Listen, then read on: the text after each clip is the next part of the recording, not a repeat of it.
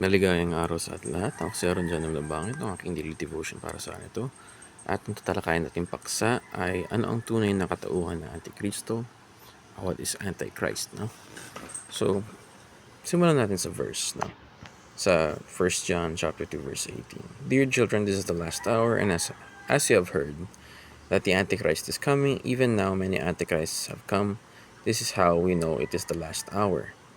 So, yung unang teaching natin, the term Antichrist was mentioned only in the 1st and 2nd John. So muna, kailangan talaga natin intindihin saan muna galing ang terminology na term. Saan galing yung ibig sabihin nito, ano ba yung context na paggamit nito, how did this term came to be, at siyempre, yung pinaka-contextual usage niya na nakita natin sa mga scripture. No? So, we have to understand the terms. Sunod is the Antichrist lived in the 1st century.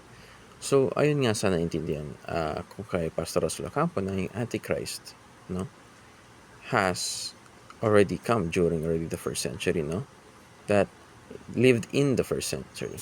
So, makita natin dito na, dear children, this is the last hour, and as you have heard that the Antichrist is coming, even now, many Antichrists have come. This is how we know it is the last hour.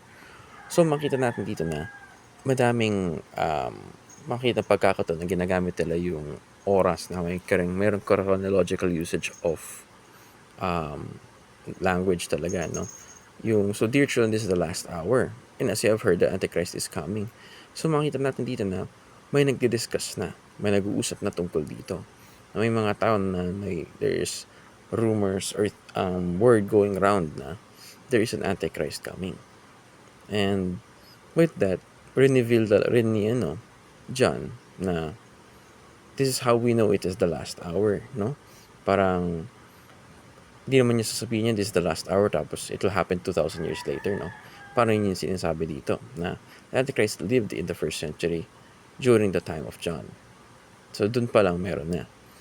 Ayun sa naunawaan ko. At the Antichrist, it will not suddenly appear after 2,000 years, no? Kumbaga, nandun na. No? It is the final hour already. So, and despite it being the final hour, which leads us to our third teaching, the Antichrist is not to be feared. No? So, kailangan mo nang tignan na ano ba yung Antichrist. No? What is the Antichrist? It says, ito yung mga false teachers, no? Na yung mga nag-go around, nag-spread ng word, pero hindi nila ina-acknowledge si Jesus bilang isang Diyos at yung mga ginawa niya para sa atin. Dahil hindi sila naniniwala na isang Diyos ay magkakatawang tao, isang Diyos ay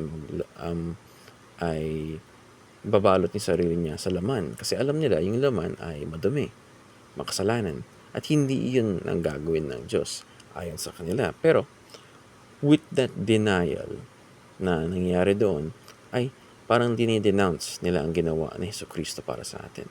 Na yung sa sobrang pagmamahal niya sa atin na pinili niyang i-humble niya yung sarili na ibalot niya sarili niya sa kasalanan at mabuhay na walang kasalanan, no?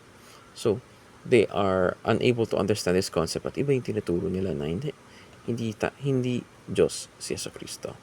So, yun ang mga Antikristo, no? So, yun lamang. Salamat sa pakikinig at mabuhay.